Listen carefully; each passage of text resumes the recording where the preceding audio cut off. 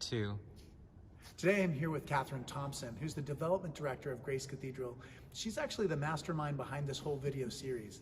When we were in the middle of COVID, she said, you know, Malcolm, if you do a weekly message, it'll help give people comfort and it'll help people connect to the cathedral. So I'm so grateful. It's like totally changed my life doing these programs, and you're the one who invented them. Oh, that's good, because sometimes it's a lot of work to do this week after week, so I'm sorry about that part. Yeah, I guess that's right. Like thousands of hours of my life have been dedicated to your project. Yeah, but we've reached so many people. Oh, I mean, so great. And there have been so many different voices, either as moderators or as guests, so it's really cool. Yeah, yeah.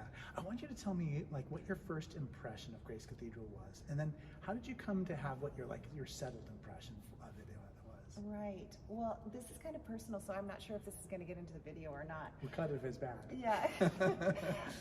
I used to live in the neighborhood when I was in my early 20s, like about 2 blocks away, down the hill. And so, of course, I'd come running and walking by, and I knew the cathedral well, but it always seemed so intimidating.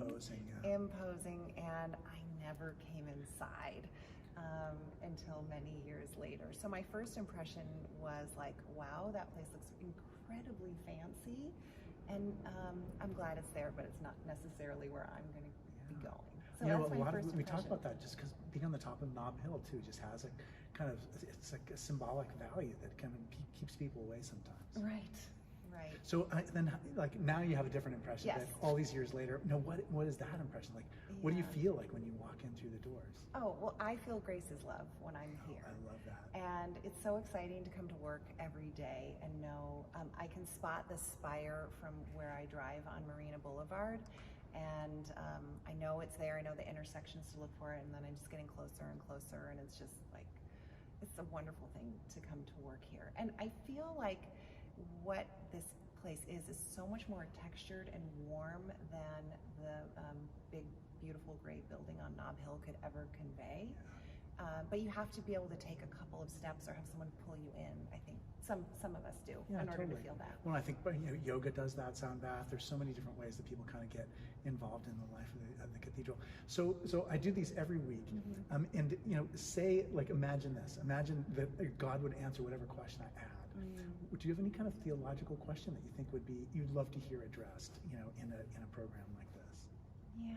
Well, I think a lot about forgiveness, and I know you talk to people about forgiveness a lot, and I just wonder, like, what's the theological basis for forgiveness? That's right. That's right. Well, in a way, it's about being able to leave the past in the past. Do you mean that so that the past doesn't control everything that happens to us in the future? And that God kind of gives us that as a gift, an ability to just not let what we've done or what's happened to us, determine what our future is. And in a way, that's the short version of what grace is. Like, grace is that exact thing.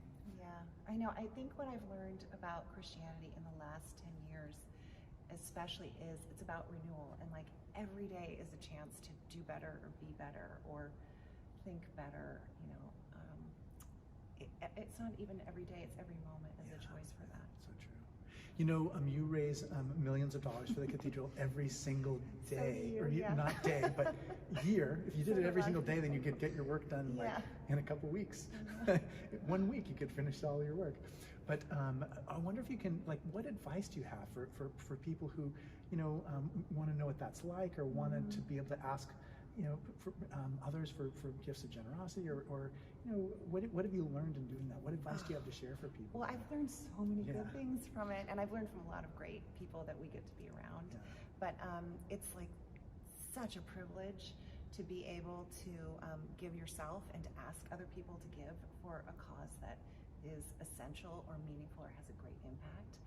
And I feel like once I really started to understand what philanthropy was, like that giving spirit, and how transformative it is from inside of you and out into the world, I just don't think there's any better feeling. I mean, it is just one of the most amazing ways of being generous. Yeah, and in this case, it's like joining a group of people that's not just like a group of people sitting around a conference room table. It's joining a group of people who've been involved for generations. Even look at the little medallion that's on the floor here, it's in memory of a donor. I mean, when we give, we become part of that person's team. I mean, It's like the saints through the generations. And each time Grace Church started, it was like a little thing, and then it grew. The next Grace Church was bigger, and the next church grew. And so many people of goodwill have helped us because they believe in that mission. They want God's love to be felt by all people. Right. We don't have very much time, but I would love it if you could tell me one just like beautiful memory of something that happened at Grace Cathedral. Oh, that's so hard. I know there's. How can you name this? Yeah. Well, we have this gala every year, and they're really fun. And there's this sense of awe when you come into the room, especially the first few years when this incredible committee was beginning to do it. And one year, it was probably like fifth or sixth carnival, we revealed aerial dancers dancing in, right up there, and crawling up the pillars, and people were gasping. And I just thought, wow, the power of this space is just, I knew people would think it would be cool, but gasping at a gala, like, all right, Grace Cathedral, that's fun. Yeah. Well, I'm so grateful for all that you do around here, and you're just a wonderful partner in ministry and just a huge gift to me. Yeah. And again, this is Katherine Thompson, and I'm Malcolm Clemens Young. I'm the Dean of Grace Cathedral here in San Francisco, California. Thanks for watching More Good News.